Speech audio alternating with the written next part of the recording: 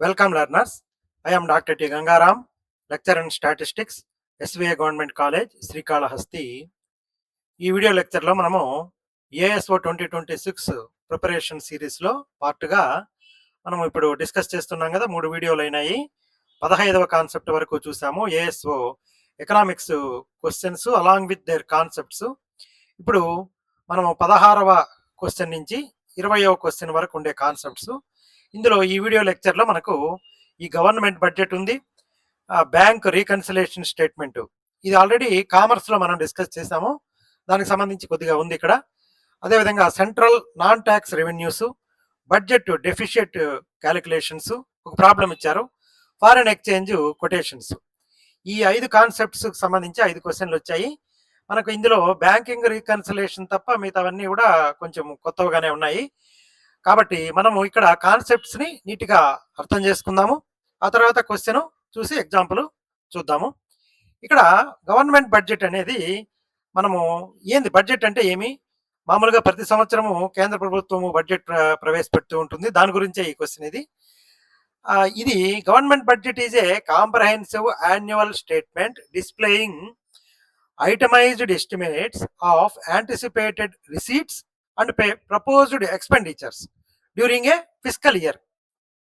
ఇటువంటి మనకి ఏ రకమైన ఆదాయం వస్తుంది, మనం ఏ రకంగా ఖర్చు పెట్టబోతామనేది ఒక డ్రాఫ్ట్ అనమాట. ఇది బడ్జెట్ అనేది యాన్యువల్ స్టేట్మెంట్. ఇది అది it acts as an operational blue print for fiscal policy targeting resource allocation and stability.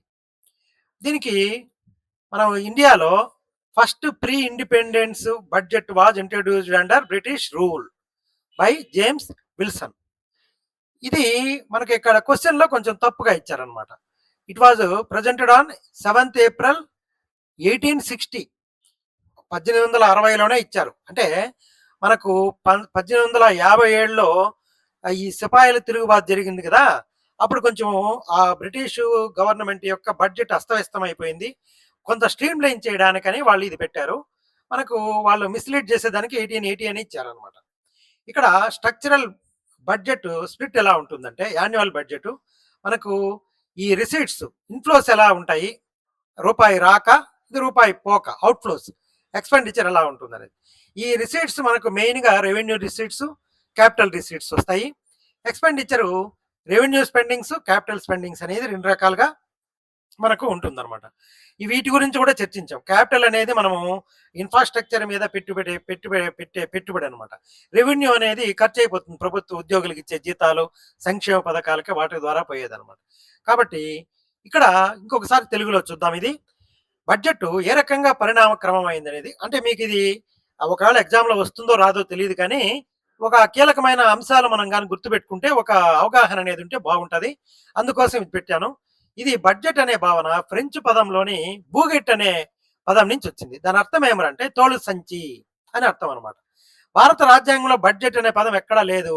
బదులుగా ఆర్టికల్ 112 ప్రకారము వార్షిక ఆర్థిక నివేదిక, యాన్యువల్ ఫైనాన్షియల్ స్టేట్మెంట్ అని మాత్రమే పేర్కొన్నారు.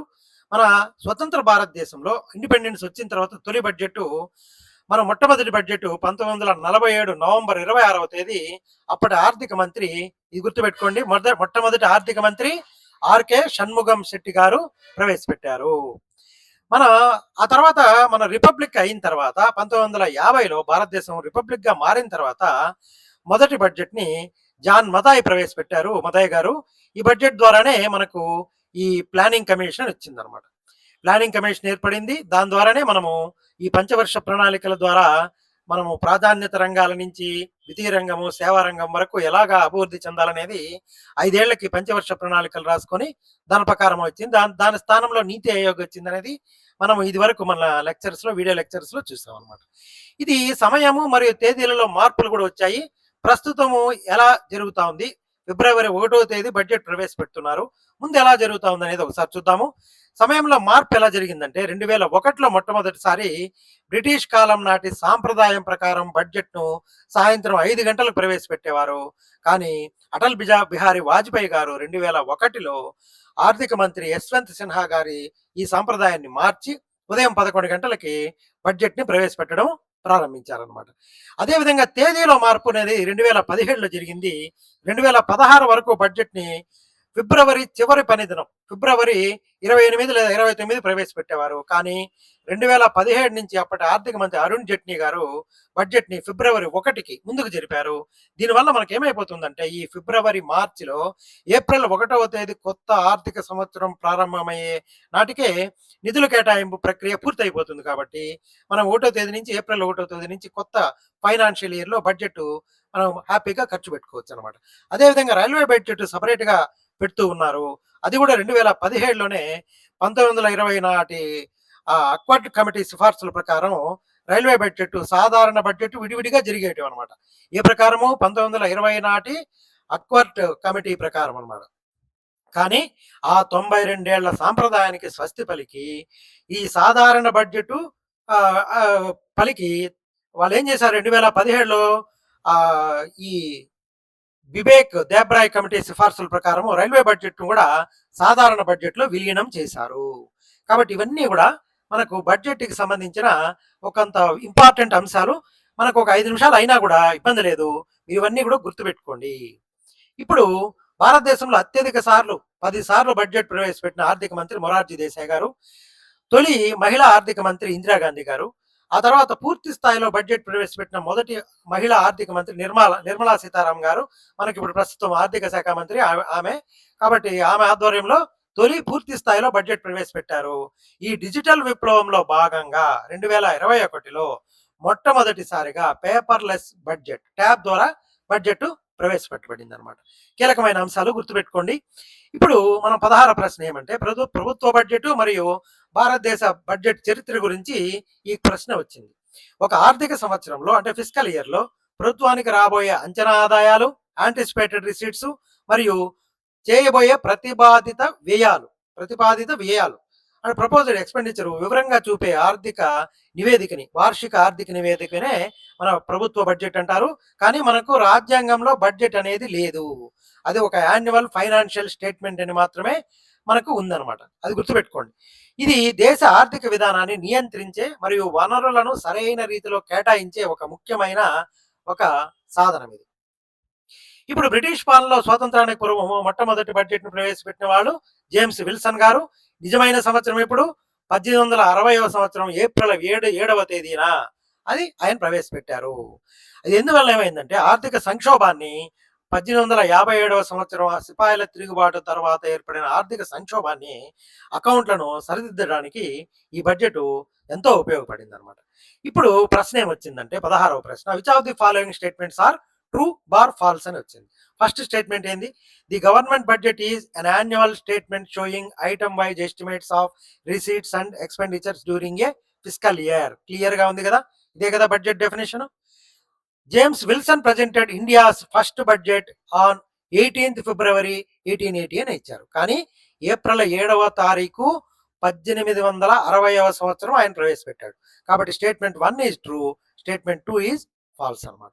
ఇప్పుడు ఇక్కడ ఏమైపోతుంది, డయాగ్నోస్టిక్ ఫీడ్బ్యాక్ ఏమంటే ఈ రెండో దానికి ఏమి, why B is wrong. Statement 1 consists intentional deceptive historical date distraction అనమాట.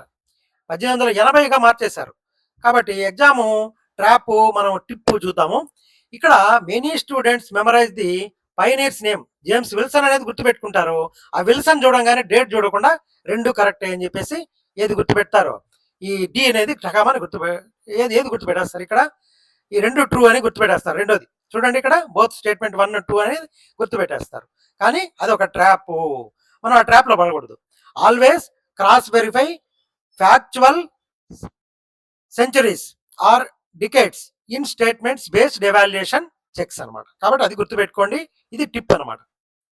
ఇప్పుడు 17వ ప్రశ్న, బ్యాంకు నిల్వల సర్దుబాటు నివేదిక, బ్యాంకు రీకన్సిలేషన్ స్టేట్మెంట్. నిజానికి ఇది మనకు కామర్స్ లో వస్తుంది, ఎకనామిక్స్ లో అడిగారు ఎందుకో 17వ ప్రశ్నగా. కామర్స్ లో దీని గురించి వివరంగా చర్చించున్నాను.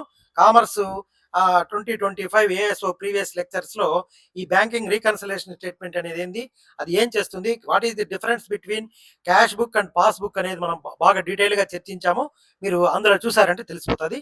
ఇదేమంటే వ్యాపార సంస్థ రాసే నగదు పుస్తకం క్యాష్ బుక్ మరియు బ్యాంకు ఇచ్చే పాస్‌బుక్కు బ్యాలెన్స్‌ల మధ్య తేడాని గుర్తించి, వాటిని సరిచేయడానికి మనం చేసుకునే ఒక పుస్తకమే ఈ బ్యాంకింగ్ రీకన్సిలియేషన్ స్టేట్మెంటు. నిజానికి అకౌంటెంటు ఏ వ్యాపార సంస్థలో అయినా ప్రతి నెల దీన్ని చేసుకోవాలి. మన పాస్‌బుక్ బ్యాలెన్స్ ఎంతుంది, ఈ క్యాష్ బుక్ బ్యాలెన్స్ అనేది టాలీ చేయాలనమాట. వాటిల్లో తేడాలొచ్చేస్తా ఉంటాయి. ఇది ప్రశ్న కేవలం ఒక అంశంపై రాకపోవచ్చు. ఈ డెబిట్ బ్యాలెన్స్ ప్రారంభ బిందువుగా ఉన్నప్పుడు మనం ఏదో ఒక పుస్తకం నుంచి స్టార్ట్ చేసి బ్యాలెన్స్‌ని ఈక్వేట్ చేయాలనమాట. మనము ఇప్పుడు కలపాల్సొస్తుంది. ఏం కలపాలా? బ్యాంకు వారు మన ఖాతాకు నేరుగా జమ చేసే వడ్డీ లేదా డివిడెంట్లు లాంటి వాటిని పాస్‌బుక్ ఆదాయాన్ని పెంచేస్తాయి. అది మనకు తెలీదు కాబట్టి మనం క్యాష్ బుక్‌లో దాన్ని ఎంటర్ చేయం. ఎవరైనా కస్టమర్ మనకు తెలియకుండా నేరుగా బ్యాంకులో డబ్బు డిపాజిట్ చేశాడంటే అది కూడా తెలియదు. బ్యాంక్ పాస్‌బుక్ చూసేంత వరకు క్యాష్ బుక్‌లో వాటిని కలపాలి. తీసేయాల్సినవి ఏంటివి? బ్యాంకు వారు మనకు తెలియకుండా చేసే సర్వీస్ ఛార్జీలు, లోన్ ఈఎంఐలు ఇవి పాస్‌బుక్‌లో ఉండే బ్యాలెన్స్ తగ్గిచ్చేస్తాయి. క్యాష్ బుక్‌లో అవి ఎంటర్ కావు. అవి కొంచెం లేట్‌గా తెలుస్తాయి అన్నమాట. అది తీసుకుంటే తప్ప. అవి వచ్చిన తర్వాత వాటిని మనము తీసేసేయాలి. క్యాష్ బుక్‌లో వాటిని సరిచేయాలన్నమాట. చెక్కులు డిపాజిట్ చేసినా కూడా ఇంకా వసూలు కావు. ఎవరో మనకు చెక్ ఇస్తారు. మనం బ్యాంక్‌లో దాన్ని డిపాజిట్ చేస్తాము. క్యాష్ బుక్‌లో దాన్ని యాడ్ చేసుకుంటాం. కానీ పాస్‌బుక్‌లో అది యాడ్ అవ్వదు. Checks deposit but not collected. కాబట్టి దాన్ని మనము తీసేయాలన్నమాట. ఏది ఈ బ్యాంకింగ్ రీకన్సిలియేషన్ స్టేట్మెంట్‌లో అది నెలకోసారి ఆ రకంగా తీసుకుంటా ఉంటే ఏదో ఒక టైంలో 2 టాలీ అయిపోతాయన్నమాట కాలక్రమేణా. ఇప్పుడు cash book, debit book balance debit balance as per cash book ఉండేట్టుగా మనము చూసుకోవాలి. ఒక వ్యాపార సంస్థ తన లేదా వ్యక్తి కూడా చూసుకోవచ్చు. ఇది అంతర్గత ఖాతా పుస్తకంలో క్యాష్ బుక్ డెబిట్ బ్యాలెన్స్ చూపించడం అంటే అది బ్యాంకు మనకు అనుకూలంగా ఉన్న నగదు నిల్వను ఫేవరబుల్ బ్యాలెన్స్ ను సూచిస్తుంది. ఈ నిల్వను బ్యాంకు వారు ఇచ్చే అధికారిక పాస్బుక్ బ్యాలెన్స్ తో సరిపోల్చడమే ఈ రీకన్సలేట్ చేయడమే బీఆర్ఎస్ యొక్క ముఖ్య ఉద్దేశం అనమాట. ఒకవేళ ఇప్పుడు చెక్కులు జారీ చేసేస్తాం మనము. ఆ జారీ చేసిన చెల్లింపులకు వాడు ప్రజెంట్ చేయలేదు అనుకోండి. Cheque issued but not presented for payment. మనం చెక్ ఇష్యూ చేయగానే ఇమ్మీడియట్ గా క్యాష్ బుక్ లో ఏం చేస్తాము? దాన్ని తీసేస్తాము. కానీ అది అక్కడ ఉంటుందన్నమాట. ఒక సంస్థ ఎవరికైనా చెక్కు జారీ చేసినప్పుడు వెంటనే తన క్యాష్ బుక్ లో బ్యాలెన్స్ ను తగ్గించి రాసుకుంటుంది. కానీ ఆ చెక్కును పొందిన వ్యక్తి బ్యాంకుకు వెళ్లి వెంటనే నగదుగా మార్చుకోకపోతే బ్యాంకుకు పాస్బుక్ లో నిల్వ తగ్గకుండా అలానే ఉంటుంది. కాబట్టి క్యాష్ బుక్ బ్యాలెన్స్ ను ఏదో ఒక స్టార్టింగ్ పాయింట్ గా తీసుకొని పాస్బుక్ బ్యాలెన్స్ కు సమానంగా తీసుకొని రావాలంటే మనం ఈ చెక్కు అక్కడ అతను తీసుకోలేదు కదా, మళ్ళీ దాన్ని కలిపి అక్కడ ఒక చోట చూపించుకోవాలన్నమాట. ఇది ఉంది అని చెప్పి పాస్బుక్ బ్యాలెన్స్ కి ఈక్వల్ అయ్యేదానికి క్యాష్ బుక్ పాస్బుక్. కాబట్టి ఇక్కడ క్వశ్చన్ దీని యొక్క కాన్సెప్ట్ ఏమంటే cash book starting point.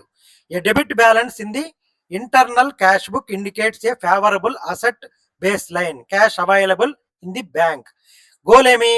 Reconcile the initial balance with the external passbook statement.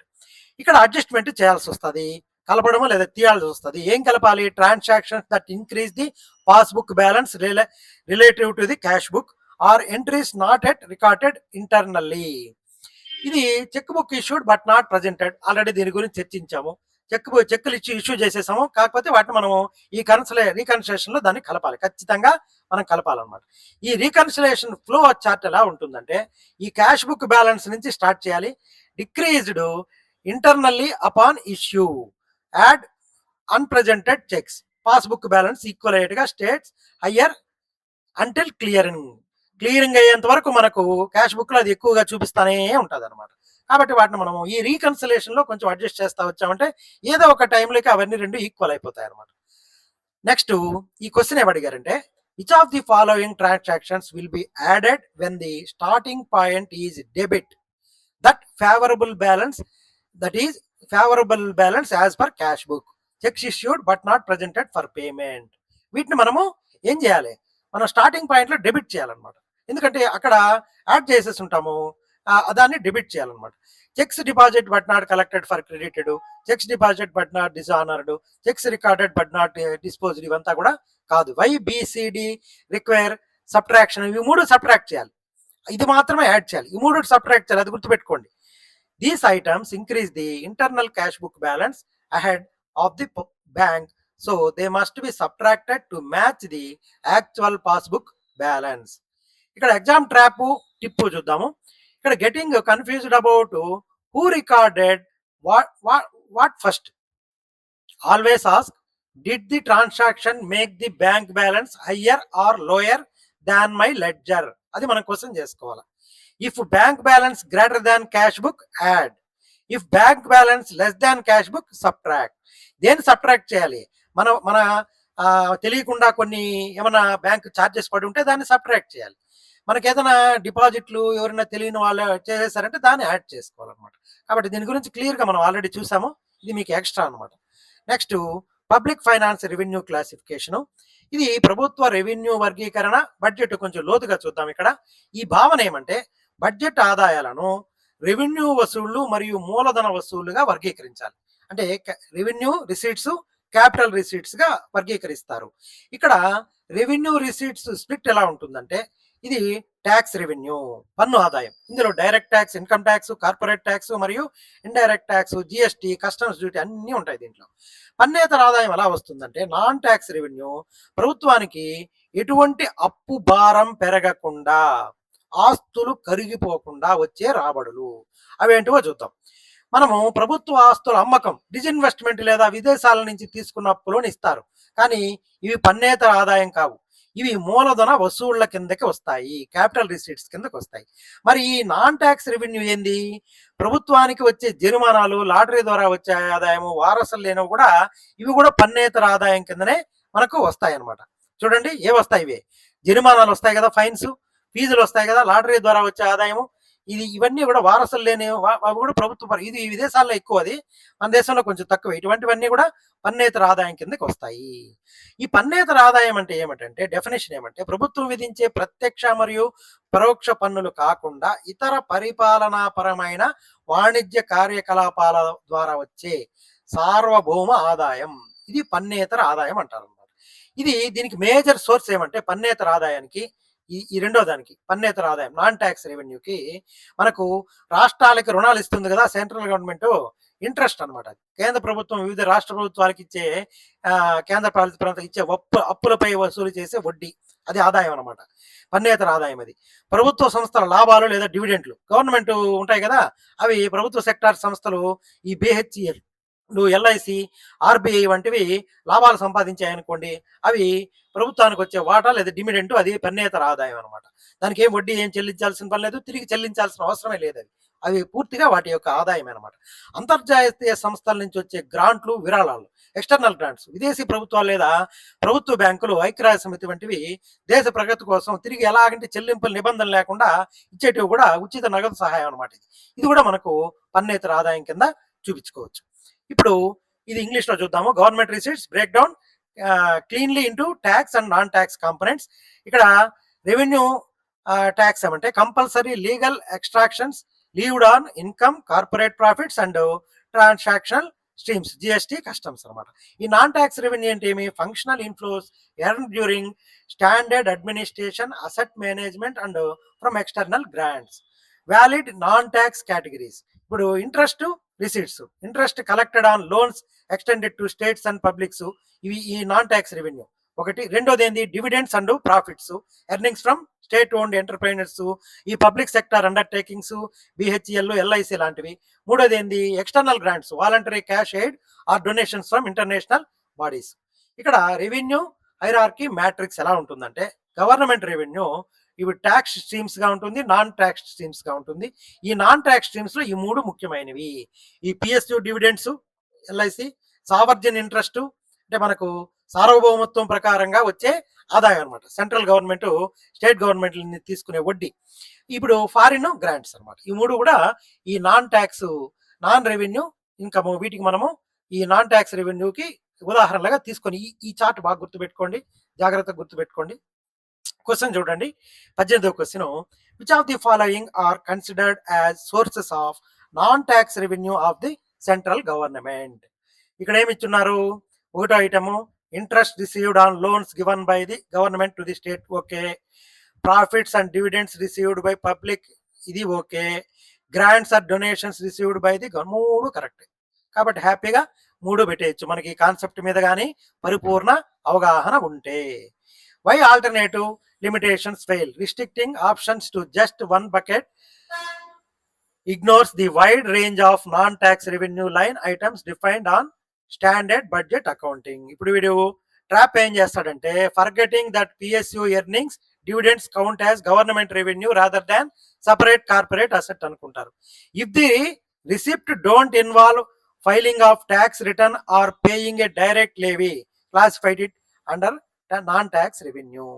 అలాగా మనము నాన్ ట్యాక్స్ రెవెన్యూగా దాన్ని చేయాలి. ఇప్పుడు 19వ క్వశ్చన్ చూద్దాము. ఇతర లోటు రకాలు, టైప్స్ ఆఫ్ డెఫిషిట్స్ అనమాట. ఇక్కడ ఏమి కాన్సెప్ట్ అంటే బడ్జెట్ లోటు ఆర్థిక వ్యవస్థ పరిధిని పూర్తిగా చూపించదు. అందుకే ఆధునిక బడ్జెట్లో 3 లోటులు అనేటివి కీలకం అనమాట. ఫస్ట్ ఇది రెవెన్యూ లోటు. ప్రభుత్వం యొక్క రోజువారీ అవసరాలు, మందులు, జీతాలు, పెన్షన్స్ దాని రోజువారీ ఆదాయం కన్నా ఎక్కువగా ఉన్నప్పుడు ఏర్పడే లోటుని రెవెన్యూ లోటు అంటారు. ఫస్ట్ జీతాలు కూడా ఇవ్వలేకపోతున్నాము అంటారు కొన్ని గవర్నమెంట్లో. అదనమాట, జీతాలు పెన్షన్లు కూడా ఇచ్చేదానికి అవడం లేదండి. ఆ ఇవి మనము సెక్యూరిటీస్ అమ్ముతాము, మంగళవారం రిజర్వ్ బ్యాంక్లో అమిత జీతాలు ఇస్తామని ఒక గత ప్రభుత్వం అప్పుడు జరుగుతూ ఉండేది. అది రెవెన్యూ లోటు. ఇక్కడ ఫార్ములా ఏమంటే revenue deficit is equal to revenue expenditure minus revenue receipts. ఇది ఎప్పుడు అవుతుంది డెఫిషిట్? ఈ రిసీట్స్ ఎక్కువగా ఉన్నప్పుడు ఎక్స్పెండిచర్ కన్నా ఇది ఏర్పడుతుంది అనమాట. రెండోది ఫిస్కల్ డెఫిషిట్. ఇది కోసలోటు అంటూ ఉంటారు. ఫిస్కల్ డెఫిషిట్ ఇది బడ్జెట్ మొత్తంలో అత్యంత ప్రాధాన్యత గల లోటు. ప్రభుత్వం ఒక సంవత్సరంలో చేయాల్సిన మొత్తం అప్పును ఇది బారోయింగ్ రిక్వైర్మెంట్స్ని ఇది సూచిస్తుంది. ఇది ఎలా వస్తుందంటే ఫిస్కల్ డెఫిషిట్కి total expenditure minus total receipts excluding borrowings. ఈ ఫార్ములా గుర్తుపెట్టుకోండి. Total expenditure minus total receipts. మనకు రావాల్సిన దానికన్నా చేయాల్సిన ఖర్చు ఎక్కువ పెట్టాల్సి వస్తుంది. ఎప్పుడు అదే జరుగుతుంది మన అభివృద్ధి చెందాల్సిన దేశంలో. దీని గురించి ఆల్రెడీ చర్చించున్నాం మనం. ఇక్కడ ప్రైమరీ డెఫిసిట్ ప్రస్తుత సంవత్సరం ప్రభుత్వ ఖర్చుల లోటును తెలుసుకోవడానికి ఇది వాడతారు. పాత అప్పులపై కట్టే వడ్డీలను కోసలోటు నుంచి తీసేస్తే ఇది వస్తుంది. ఇది primary deficit is equal to fiscal deficit minus interest payments. ఈ ఫిస్కల్ డెఫిసిట్ వస్తుంది కదా ఇక్కడ రెండోది. దీంట్లో నుంచి మనం ఎంత వడ్డీ కడుతున్నామో తీసేస్తే వచ్చేది ఈ ప్రైమరీ డెఫిసిట్ అనమాట. ఈ 3 రకాలైన లోటులు అనేటివి ఉంటాయి. వాటి గురించి అవగాహన మీరు తెచ్చుకోండి. ఇప్పుడు బడ్జెట్ లోటు అంటే పెట్టే వ్యయం కన్నా వచ్చే ఆదాయం ఎక్కువ అయితే వచ్చేదే ప్రభుత్వ లోటు. దీనికి సూత్రము మనము ఇక్కడ మొత్తం ఎక్స్పెండిచర్ అనుకున్నాం అనుకోండి. రెవెన్యూ వ్యయం ప్లస్ మూలధన వ్యయం. Total expenditure equal to revenue వ్యయం ప్లస్ మూలధన వ్యయం. Revenue expenditure, capital expenditure. Total expenditure ఒకవేళ 30, టోటల్ ఎక్స్పెండిచర్ అనేది రెవెన్యూ వ్యయం 30,000 ప్లస్ 50,000 మూలధనము 80,000 కోట్లు అవుతుంది అనమాట. మొత్తం టోటల్ ఎక్స్పెండిచర్. ఇక్కడ మన రెవెన్యూ మీద జీతభత్యాలకి వాటికి 30,000 కోట్లు ఖర్చు పెట్టాము. మూలధనము క్యాపిటల్ ఎక్స్పెండిచర్ మీద 50,000 కోట్లు ఖర్చు పెట్టాము. టోటల్ ఎక్స్పెండిచర్ 80,000 కోట్లు అవుతుంది. ఇప్పుడు మొత్తం ఆదాయము రెవెన్యూ ఆదాయము ప్లస్ మూలధన ఆదాయం అనమాట. ఇప్పుడు టోటల్ రిసీట్స్ మనకు రెవెన్యూ నుంచి 40,000 వస్తున్నాయి. మూలధనం అనే నుంచి 30,000 మూలధనం కలిపాము 70,000 కోట్లు అనమాట. లోటు ఏమైపోతుంది ఇక్కడ? మొత్తం వ్యయం మైనస్ మొత్తం ఆదాయం. ఇక్కడ మొత్తం వ్యయం ఏమో 80,000 కోట్లు ఉంది, ఆదాయం ఏమో 70,000 కోట్లు ఉంది. కాబట్టి 10,000 అనేది బడ్జెట్ డెఫిసిట్గా మనము ఈ ఫార్ములా యూజ్ చేసి కనుక్కోవచ్చు. కాబట్టి మొత్తం వ్యయము మైనస్ మొత్తం ఆదాయం వేసామంటే వస్తుంది. ఇక్కడ మొత్తం ఆదాయం ఎలా వచ్చిందో పైన వేసాము 80,000 కోట్లు. మొత్తం వ్యయం ఎలా వస్తుందో ఇక్కడ కింద వేసాము టోటల్ రిసీట్స్.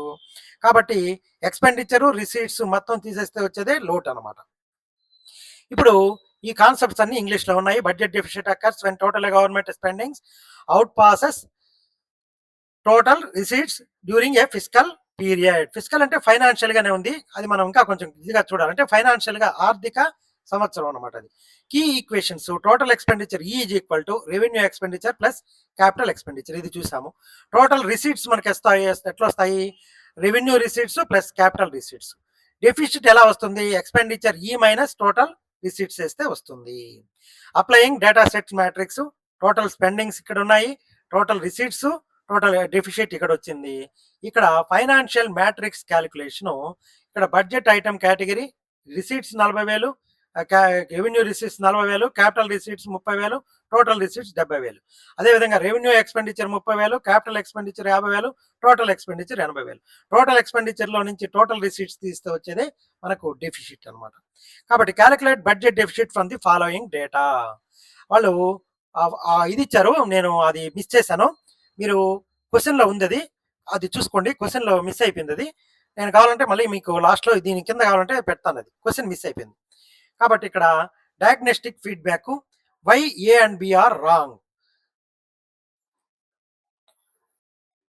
ఇక్కడ ఇచ్చిన చూడండి, మనకు ఈ రెవెన్యూ రిసీట్స్ 40,000 కోట్లు, రెవెన్యూ ఎక్స్పెండిచర్ 30,000 కోట్లు, క్యాపిటల్ రిసిప్ట్స్ 30,000 కోట్లు, టోటల్ ఎక్స్పెండిచర్ 50,000 కోట్లు. కాబట్టి దీంట్లో నుంచి వాళ్ళు బడ్జెట్ లోటు ఎంత అనేది చర్చించమని ఇచ్చారు. దీన్ని ఇస్తే చేసాము. కాబట్టి ఈ చార్ట్ దానికి యాడ్ అవ్వాలి. కాబట్టి కన్ఫ్యూజ్ కాకుండా బడ్జెట్ డెఫిసిట్, ఫిస్కల్ డెఫిసిట్ అనేటివి జాగ్రత్తగా చూసుకొని మనము ఇలాగా ప్రాబ్లమ్స్ అనేటివి చేయాలి. ఇప్పుడు ఈ ఫారెన్ ఎక్స్చేంజ్ మెకానిక్స్ ఎలా ఉంటుందంటే, ఫారిన్ ఎక్స్చేంజ్ మెకానిక్స్ మనకు ఎలా ఉంటుందంటే, ఇక్కడ ఫ్లెక్సిబుల్ లేదా ఫ్లోటింగ్ ఎక్స్చేంజ్ రేటు వ్యవస్థలో కరెన్సీ విలువ మార్కెట్ డిమాండ్ మరియు సప్లై శక్తులపై ఆధారపడి ప్రతిరోజు మారుతుంది. ఈ కరెన్సీ విలువ పెరగడము అంతర్జాతీయ మార్కెట్లో భారతీయ వస్తువులకు లేదా రూపాయి డిమాండ్ పెరిగినప్పుడు డాలర్తో పోలిస్తే రూపాయి విలువ పెరగడాన్ని అప్రిషియేషన్ అంటారు. డాలర్ విలువ 84 రూపాయల నుంచి 80కి తగ్గింది అనుకోండి, బలపడినట్టు లెక్క. అంటే ఏమి, మనకు డాలర్కి తక్కువ డబ్బుకి ఎక్కువ డాలర్లు వస్తాయి. దీనివల్ల దిగుమతులు చౌకవుతాయి, ఎగుమతులు ఖరీదవుతాయి అనమాట. అదే కరెన్సీ విలువ తగ్గడం ఏమంటే మార్కెట్ శక్తుల వలన రూపాయి విలువ తగ్గడం. ఉదాహరణకు ఒక డాలర్ 80 నుంచి 85కి చేరింది అనుకోండి, ఎగుమతులు పెరుగుతాయి, దిగుమతులు తగ్గిపోతాయి. దీని గురించి కూడా ఆల్రెడీ ఒకసారి చర్చించున్నాం మనము. ఇక్కడ డిప్రిషియేషన్ అంటే ఏమంటే ఇది మార్కెట్ డిమాండ్ సప్లై ఆధారంగా స్వయంచాలకంగా జరుగుతుంది. ఈ డివాల్యుయేషన్ అనేది అవమూల్యానంకరం అంటారు. స్థిర మారకపు రేటు వ్యవస్థలో ప్రభుత్వమే లేదా సెంట్రల్ బ్యాంకు ఆర్బీఐ కావాలనే అధికారికంగా తన కరెన్సీ విలువను తగ్గించడం చేస్తుంది. ఎన్నిసార్లు జరిగింది చూడండి, 3 సార్లు జరిగింది. మన దేశంలో 3 సార్లు జరిగింది. 1949లో, 1966లో, 1991లో ఈ ఆర్బీఐ డివాల్యుయేషన్ చేసింది అనమాట. ఎందుకు చేస్తుందనే తర్వాత చూద్దాం. అది మనము నిలపడానికి అనమాట, అది డివాల్యుయేట్ చేసేస్తుంది. అది ఇక్కడ క్వశ్చన్ ఏమంటే, ఒక దేశ కరెన్సీని మరొక దేశంతో మార్చుకునే నిష్పత్తిని లేదా ధర $1కు, ఇది ఆల్రెడీ చూసాము. ఇక్కడ రిజైమ్ ఏమంటే మారకపు రేటు పాలన అంతర్జాతీయ మార్కెట్లో ఏ విధంగా నిర్వహిస్తుందో తెలిపే వ్యవస్థనే దీన్ని ఈ మారకపు రేటు పాలన అంటారు.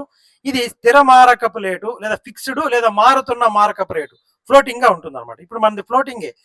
డైరెక్ట్ వర్సెస్ ఇండైరెక్ట్ కొటేషన్స్ ఏమంటే ప్రత్యక్ష ధర ఒక నిర్దిష్ట యూనిట్ కి విదేశీ కరెన్సీని కొనడానికి మనం చెల్లించాల్సిన స్వదేశీ కరెన్సీ విలువను తెలుపుతుంది.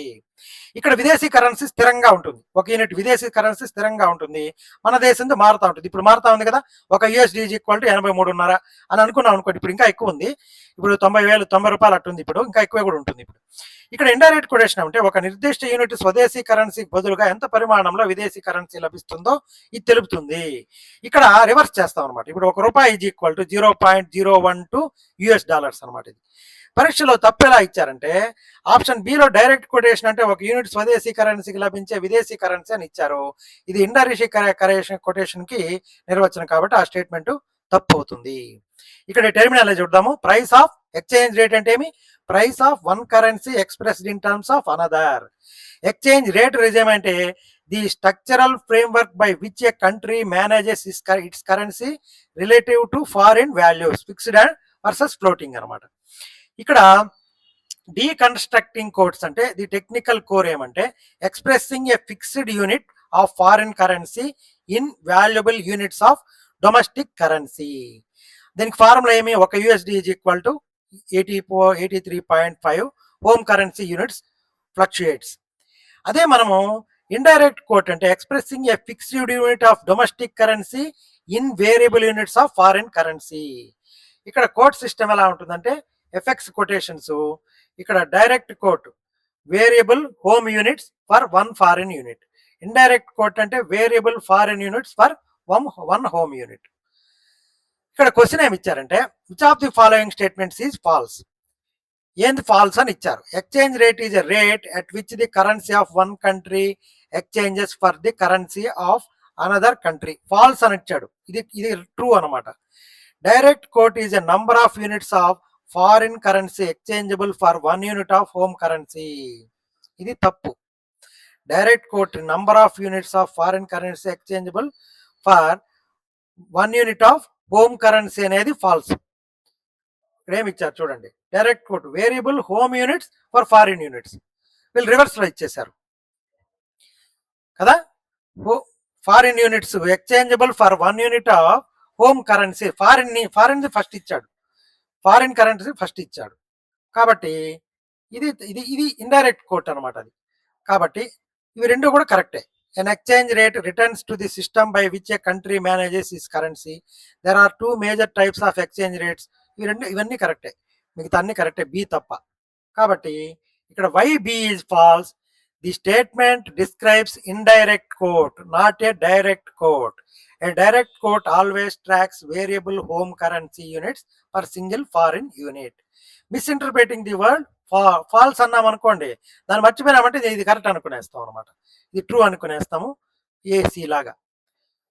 ఇక్కడ ఈ టిప్ ఏమంటే, when you see an exchange rate definition remember domestic. D అంటే డైరెక్ట్ హోమ్ కరెన్సీ, డిని గుర్తుపెట్టుకోండి. డి అంటే డైరెక్ట్, డొమెస్టిక్ అంటే డైరెక్ట్, హోమ్ కరెన్సీ వేరీస్ అనమాట. కాబట్టి ఈ రకంగా గుర్తుపెట్టుకోండి. నేను ఈ వీళ్ళకైతే చెప్పాలి ఖచ్చితంగా, ఏఐ అకాడమిక్ కొలాబరేషను, చాట్ జీపీటీ, జెమినైని బాగా వాడుకుంటున్నాను. కాబట్టి వాళ్ళకి కృతజ్ఞతలు తెలియజేసుకుంటున్నాను. I wish you all the best. Thank you.